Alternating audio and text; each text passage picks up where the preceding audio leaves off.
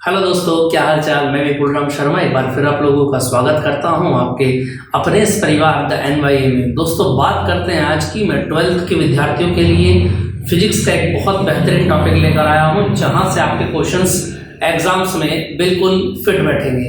दोस्तों, बात करते हैं आज की। तो कुछ गोसिस प्रमेय मैं आपको यहाँ पर बताऊंगा, बहुत इंपॉर्टेंट टॉपिक है, ठीक है, और उसका प्रूफ भी मैं यहाँ पर दूंगा। बाकी उससे पहले कुछ छोटी और मोटी बातें हम पढ़ लेते हैं। देखें जरा, जैसा कि बात करते हैं आज के बारे में, आवेश के बारे में मैंने काफी सारी चीजें आपको बता चुका हूं। तो आज की बात स्टार्ट करते हैं दोस्तों एक नए पॉइंट से, और पॉइंट का नाम है घन कोण। अंग्रेजी की बात करें तो उसको बोलेंगे सॉलिड एंगल,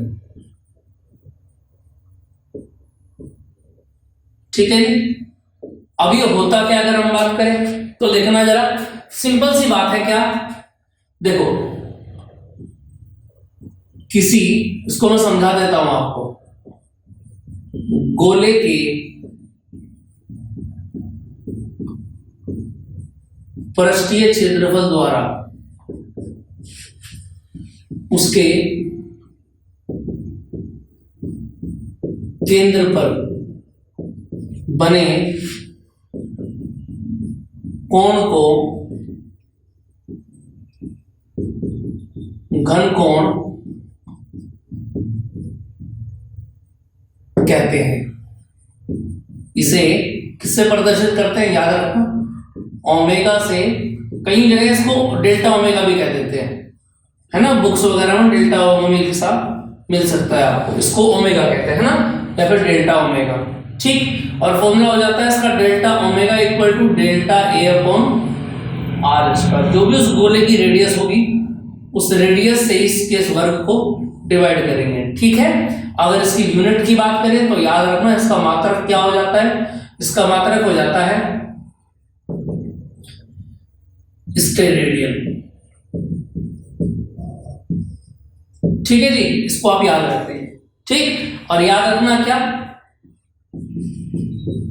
कि गोले के लिए इसकी वैल्यू कितनी हो जाती है, गोले के लिए एक बात याद रखना कि डेल्टा ओमेगा कितना हो जाता है, 4 पाई के बराबर होता है। इस बात को याद रखें, ये की पॉइंट आपका यूज होगा आगे। अब ये बनता कैसे है देखना जरा। एक गोले के कुछ पार्ट को ले लेते हैं, जैसे कि गोले का हमने हिस्से को ले लिया,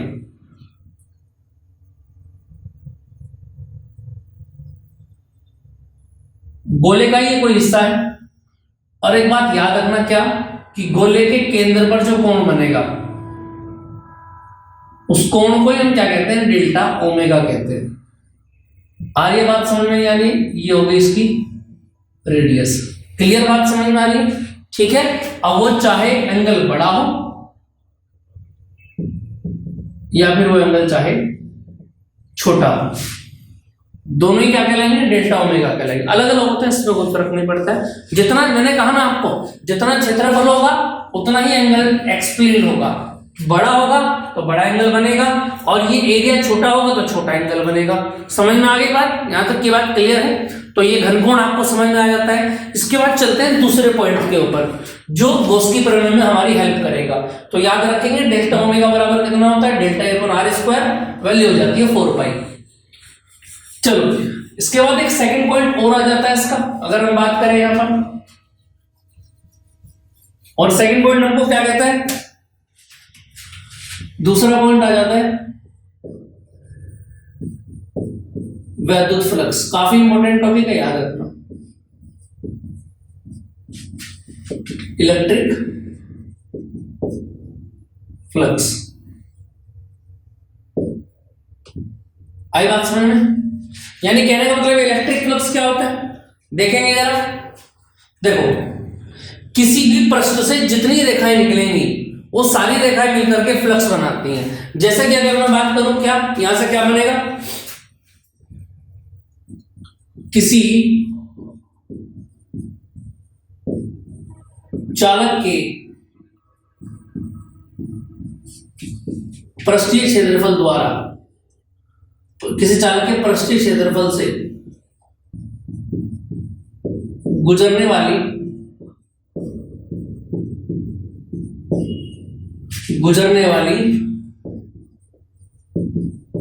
वैद्युत बल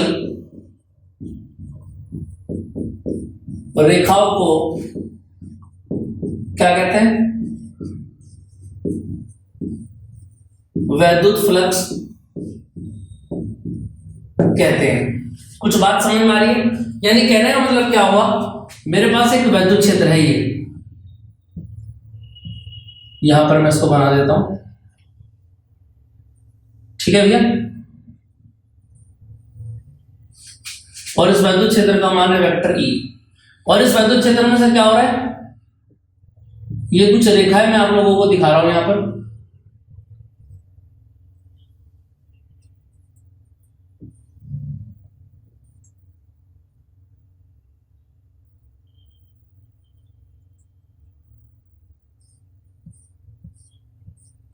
अब आप लोगों को समझ में आ रहा है ये रेखाएं निकल कैसे रही हैं, और एरिया बनता है ए। देखो ये रेखाएं कैसे निकल रही है, मैं आपको समझा देता हूं। देखो जैसे कि मेरे पास ये एक शीट है, ठीक है, ये क्या है, ये एक पृष्ठ है बेटा जी, और इस पृष्ठ से क्या हो रहा है, ये रेखाएं नीचे से एंटर कर रही हैं और ऊपर से निकल रही हैं, नीचे से एंटर कर रही हैं, ऊपर से निकल रही है, जिससे आपको क्लियर हो थोड़ा सा। इसलिए मैंने इस शीट को थोड़ा सा याद रखना, ऐसे कर दिया।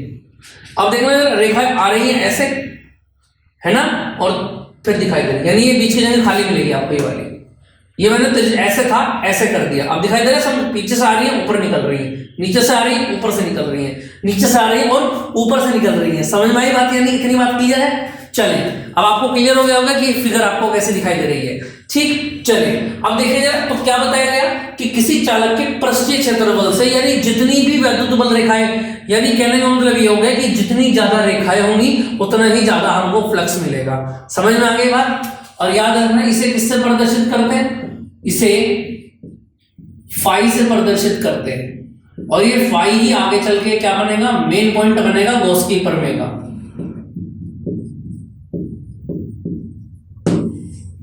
आगे बात समझ में? तो क्या करते हैं, इसे फाई से प्रदर्शित करते हैं। इतनी बात समझ में आ गई? चलिए अब आगे की बात को स्टार्ट करते हैं। देखें जरा, माना चालक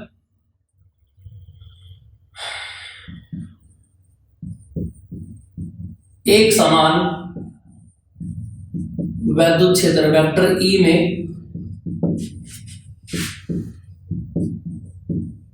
रखा है। चालक का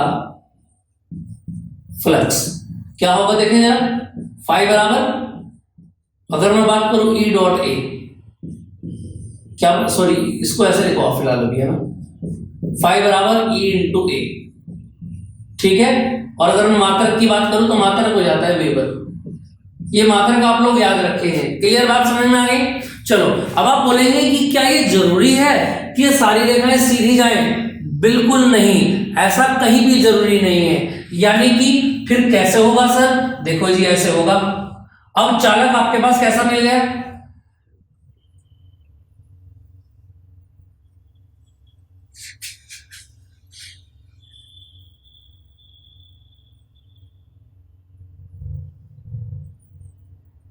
देखना जरा, चालक कैसा मिल गया,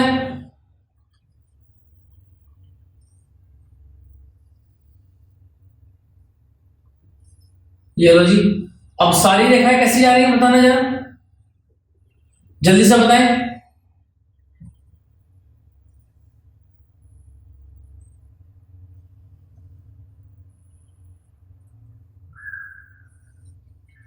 सारी की सारी रेखा कैसी जा रही है, तिरछी होके जा रही है। यानी कहने का मतलब ये है कि देखें जरा, देखो यदि वैद्युत बल रेखाएं तथा डाले गए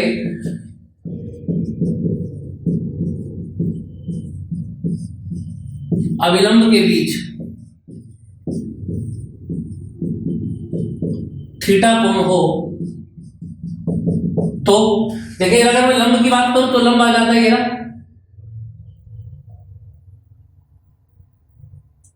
समझ में आ गई बात? ये क्या थी, रेखाएं वेक्टर ही बना रही थी, लेकिन इस लंब ने एंगल बनाया कितने का, थीटा का। यानी अब ये क्या बन गया, ई कोस थीटा बन गया।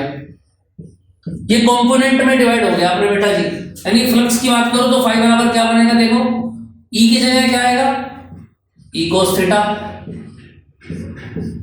और साथ में आएगा ए, तो यानी ये बन जाएगा ई इंटू ए, कोस थीटा को सबसे एंड में ले लेंगे आप, और ये फॉर्मूला आपका किसका बन जाता है, देखें यार भाई हमको पता है ए बी कोस थीटा किसका फॉर्मूला होता है, vector A dot vector B का, तो वेक्टर ए कौन है, ई, और बी कौन है यहाँ पर ए, तो ये फाई बराबर क्या बन गया आपके पास फॉर्मूला, फाई बराबर vector E dot vector A, clear है, और यही बात आपकी आ जाती है विद्युत फ्लक्स की। तो ये फॉर्मूला हो गया आपका। अगर आपको देखो, अब आपको अगर एंगल दिया जा रहा है एग्जाम के अंदर कि इतने एंगल पर फ्लक्स आपको चाहिए, ठीक है, तो आप वहां पर डायरेक्ट फॉर्मूला खोलेंगे फाई बराबर ई ए कॉस थीटा। लेकिन अगर एंगल की बात नहीं हो रही है तो सीधा आपको लगाना है फाई बराबर ए इंटू ए, इसकी यूनिट होती है वेबर। और फ्लक्स किस पर निर्भर करता है, ये एक नंबर का बहुविकल्प आपका जाता है, तो याद रखना केवल और केवल वैद्युत बल रेखाओं पर। किसके ऊपर डिपेंड करता है, ये मार्कर चेंज करो भाई, हाँ ये ठीक है, किसके ऊपर डिपेंड करता है, देखो किस बात के ऊपर करता है कि कितनी वैद्युत बल रेखाएं इस प्रश्न में से होकर के जा रही हैं। जितनी ज्यादा वैद्युत बल रेखाएं होंगी उतना ही ज्यादा फ्लक्स होगा, क्लियर है। चलो अब इसके बाद अगला पॉइंट आ जाता है आपका मेन पॉइंट, जिसके हम बात करते हैं, देखिए जरा नेक्स्ट आ जाता है बेटा जी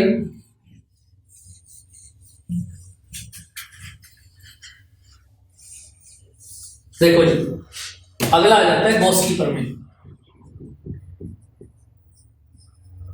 सबसे इंपॉर्टेंट टॉपिक है, याद रखना, और मोस्ट इंपॉर्टेंट टॉपिक भी है, यूपी बोर्ड का फेवरेट है, ठीक है।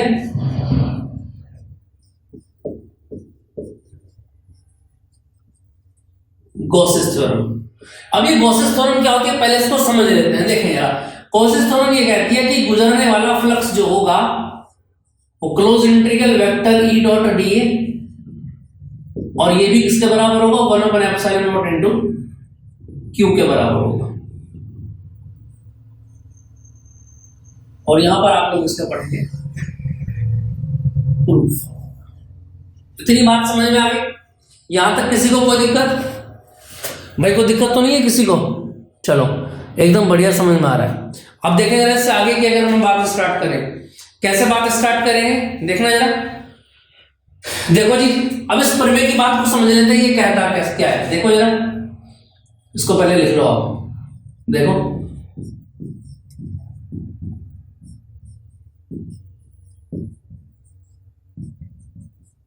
इस प्रमेय के अनुसार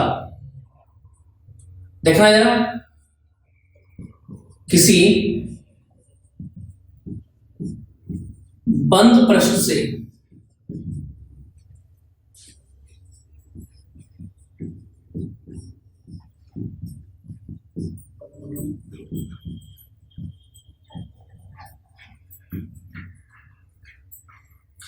अगर हम बात करें तो यहां पर क्या पॉइंट बनेगा, किस प्रमेय के अनुसार किसी बंद पृष्ठ से गुजरने वाला वैद्युत फ्लक्स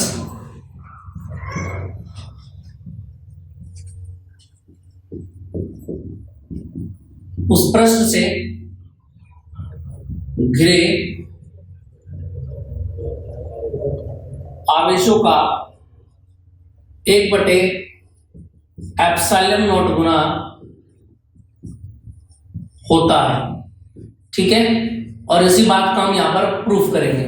समझ में आ गई बात, चलो इसका आंसर मैं पार्टीशन कर देता हूं, पार्टीशन करने से आसानी होगी, एक ही पेज पर कंप्लीट क्वेश्चन आ जाएगा, ठीक। चले ये समझ में आ गया आपको, और आप भी अपनी जो नोट्स बनाएंगे वो ऐसे बनाएंगे, ठीक है। जो कॉपी के 2 पेज होते हैं ना आपके, देखो इस तरीके से जब भी क्वेश्चन स्टार्ट करना तो याद रखना इस पेज के यहाँ लेफ्ट से स्टार्ट हो, जिससे कि डायग्राम वगैरह भी सब यहीं पर है, और ये 2 पेज पर आपका क्वेश्चन कंप्लीट हो जाए। यही आपको डायग्राम नोट्स बनाने इसी तरीके से, ऐसा ना कि आप बार बार पेज को पलटते रहे। एग्जाम में भी यही ध्यान रखना है इस बात का, ठीक है। चलिए देखेंगे ना, अब यहां से क्या आता है, देखो जी, माना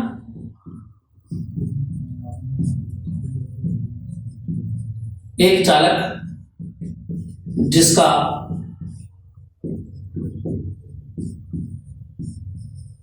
पृष्ठीय क्षेत्रफल A है,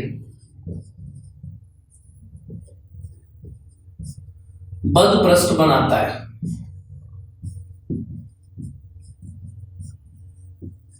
अब ये डायग्राम आप लोग देखते रहेंगे कैसे कैसे। देखो जरा, अगर मैं आपसे बात करूं इधर आओ,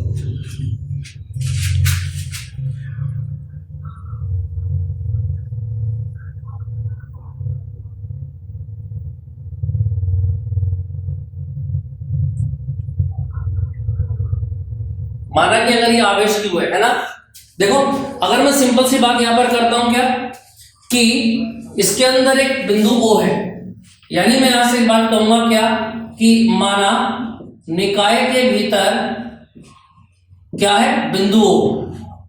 इस बात को बहुत अच्छे से ध्यान रखेंगे।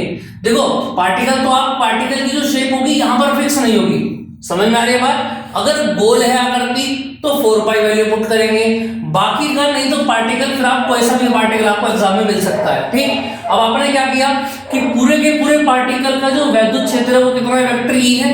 आपने एक पॉइंट यहां पर फिक्स करेंगे, जैसे कि मैंने यहां पर किया है O, है ना, एज इट इज। आप ABC कुछ भी कर सकते हैं, बस उसके ऊपर जो आप चार्ज देंगे वो ये देंगे। और इस आवेश से याद रखना, कुछ दूरी पर आपने एक बिंदु P ले लिया।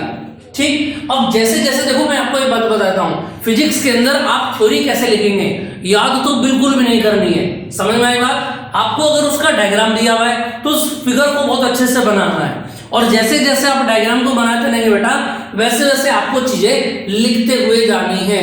क्लियर बात। तो देखो जरा, जैसे मैंने बिंदु O लिया तो यहां पर क्या लिखेंगे आप, निकाय के भीतर बिंदु O पर आवेश, कितना आवेश मानेंगे यहां पर, आवेश Q है। ठीक है, और इस आवेश से क्या करेंगे, जिससे स्मॉल r दूरी पर कौन सा बिंदु लेंगे आप, यहां पर स्मॉल r दूरी पर कौन सा बिंदु है, बिंदु P है। समझ में आ गई बात। अब यहां से देखिए जरा, माना बिंदु P पर क्या लेंगे, एक लघु क्षेत्रफल dA लेते हैं। मैं समझा रहा हूं आपको dA क्या है, एक लघु क्षेत्रफल क्या लेते हैं आप, ये लेंगे dA। समझ में आ रही है बात, इस बात को आप ध्यान रखेंगे, एक लघु क्षेत्रफल dA लेते हैं। ठीक है, जिस पर खींचा गया लघु, याद रखना वेक्टर dA की दिशा को प्रदर्शित या निरूपित करता है। समझ में आ गई बात। और एक दिशा किसकी जाएगी, यहां से वेक्टर E की जाएगी, और इन दोनों के बीच में जो एंगल बनेगा उस एंगल को आप क्या बोलेंगे, थीटा बोलेंगे। इतनी बात क्लियर समझ में आ गई आपको, यहां तक कोई दिक्कत तो नहीं है। चले अब इससे आगे की बात को स्टार्ट करते हैं। देखें जरा, अब मैंने बात यहां पर यह कि dA क्यों माना, देखो जहां पर भी आप गॉस की प्रमेय लगाएंगे, जिस क्वेश्चन के अंदर भी, वहां भी आपको क्या करना पड़ेगा, हमारी डेफिनेशन में हमको बता दिया गया है कि किसी बंद पृष्ठ से गुजरने वाला फ्लक्स, यानी वो बिंदु जिस पर आप फ्लक्स निकाल रहे हैं ना, वो बिंदु कैसा होना चाहिए, बंद होना चाहिए। बाउंडेड एरिया आप यहां पर सर्कुलेट करेंगे। क्लियर है। देखिए जरा, अब मैं अगर बात करूं क्या, देखो जरा, dA से गुजरने वाला वैद्युत फ्लक्स, अब देखो मुझको क्या निकालना है, फाई निकालना है। अब यहां से एक बात आप नोट करेंगे क्या, कि मैंने सबसे पहले जो छोटा सा एरिया dA लिया है, पहले से dA के लिए मैं d फाई निकाल लेता हूं, समझ में आएगा। और फिर इस d फाई का क्या कर देंगे, इंटीग्रेशन कर देंगे, यानी कि समाकलन। तो d फाई बराबर कितना आएगा, देखें जरा यहां से अगर मैं बात करूं, देखना यार, फाई बराबर क्या होता है, E इंटू ए, तो यहां से क्या बनेगा, E इंटू dA। इतनी बात क्लियर है। चलो जी, तो d फाई बराबर क्या बनेगा, ये बोलो, E into dA cos theta. d phi बराबर E का वैल्यू बोलो 1/4 पाई एप्सिलॉन नॉट, कितना बनेगा, Q अपॉन R स्क्वायर, और इंटू dA cos थीटा। यहां तक की कोई दिक्कत तो नहीं है। ये क्या आ गया आपके पास, dA आ गया। ठीक है, अब क्या करेंगे आप, अब संपूर्ण फ्लक्स की बात करेंगे। देखिए जरा, चूंकि संपूर्ण पृष्ठ से गुजरने वाला फ्लक्स, संपूर्ण पृष्ठ से गुजरने वाला फ्लक्स कितना होगा, फाई, जो हमको निकालना है। और ये समाकलन करेगा किसका, बोलो, डी फाई का, जो आपने ऊपर अभी लिए वैल्यू। ठीक है, तो देखो इधर डी फाई की अगर आप वैल्यू पुट करेंगे तो यहां से क्या बनेगा, 1/4πε0 और आगे क्या आएगा, Q/r² और इनटू आएगा dA cos थीटा। और हम लोग जानते हैं क्या, अपन लोगों को एक बात पता लगी है बिल्कुल अभी अभी, क्या देखें जरा, कि जो कांस्टेंट चीज है ना, जो कांस्टेंट क्वांटिटी, उन सबको अपन लोग बाहर निकाल देंगे। ठीक है, देखो जरा इसमें कांस्टेंट क्या क्या है, 1/4πε0 कांस्टेंट है, चलो जी भैया, Q कांस्टेंट है, चलो जी। अब क्या बच जाता है अंदर, dA cos theta upon r²। यहां तक कोई दिक्कत किसी को? अब इससे आगे की अगर मैं बात करूं, देखना जरा, 1/4πε0 Q। अब देखो ये किसका फॉर्मूला दिख रहा है आपको, dA cos theta upon r²। जी हाँ, आज की वीडियो के स्टार्टिंग में मैंने आपको बताया था कि dA अपॉन r², याद है आप लोगों को, dA अपॉन r² किसका फॉर्मूला होता है, ओमेगा का फॉर्मूला होता है। कई बुक्स में आपको डेल्टा ओमेगा भी लिखा मिल सकता है, उसको देख के घबराना नहीं है। तो dA अपॉन r² यानी dA cos, अब बोलेगा, आप बोलेंगे भैया जी इसमें तो cos थीटा भी आ रहा है, तो बेटा cos थीटा जो आ रहा है ये कंपोनेंट है इसका, ये क्षैतिज घटक है। क्या है, ये क्षैतिज घटक है। ठीक, तो इसको आप इसके साथ जोड़ सकते हैं, तो ये क्या बन जाता है, ओमेगा, और इसको आप क्या डिस्क्लोज करेंगे, देखिए जरा, डी ओमेगा। और मैंने भी अभी आपको बताया था कि डी ओमेगा का वैल्यूएशन क्या होता है आपके पास, अभी बताया था मैंने, 4π, याद है ना, तो 4π से 4π कैंसिल हो गया, तो φe बराबर क्या बनेगा, close integral a into D. ये तो ऊपर वाला ही है जो हम लेकर के चल रहे थे, और यहां से क्या निकल के आया, 1/ε0 इंटू, और यहां से आ गया Q। बताओ जी, इतनी बात क्लियर है कि नहीं है, यहां तक की बात समझ में आ रही है? और यही हम यहां से प्रमाणित कर देते हैं गोस की प्रमेय। ठीक है, एक बार फिर याद रखेंगे कि किसी भी निकाय के बंद पृष्ठ से, बाउंडेड एरिया से गुजरने वाला जितना भी फ्लक्स होता है ना, वो क्या होता है, गोस की प्रमेय के अनुसार 1/ε0 इंटू गुना के Q के आवेश के बराबर होता है। और ये फ्लक्स क्या होता है, मैंने बताया था आपको कि किसी भी पृष्ठ से जितनी भी वैद्युत बल रेखाएं गुजरेंगी, निकल के जाएंगी, जितनी ज्यादा वैद्युत बल रेखाएं निकल के जाएंगी उतना ही आपका वैद्युत फ्लक्स अधिक बनेगा। अब एक नंबर का क्वेश्चन कई बार एग्जाम में पूछ लिया जाता है कि वैद्युत जो फ्लक्स होता है वो निर्भर करता है ना, डिपेंडेबल किसके ऊपर होता है। तो चार ऑप्शन में से एक ऑप्शन में आपको लिखा मिलेगा, क्या लिखा मिलेगा, वैद्युत बल रेखाएं, तो उसी पर आपको टिक लगाना है, यानी जितनी ज्यादा वैद्युत बल रेखाएं उतना वैद्युत फ्लक्स आपका बनेगा। ठीक है दोस्तों, चलिए तो फिर इस टॉपिक के साथ आज की बात को यही समाप्त करते हैं। नेक्स्ट वीडियो में कुछ नए टॉपिक्स लेकर के आएंगे, अपने नोट्स जरूर बनाने हैं, मैं अलग टाइम पर अलग वीडियोस डालता रहूंगा, वो आपके लिए सपोर्टिंग होंगे आपके एग्जाम में, आपके नोट्स बनाने में, आपके कंसेप्ट को क्लियर करने में। ठीक है दोस्तों, चलिए मिलते हैं फिर नेक्स्ट क्लास में। जय हिंद।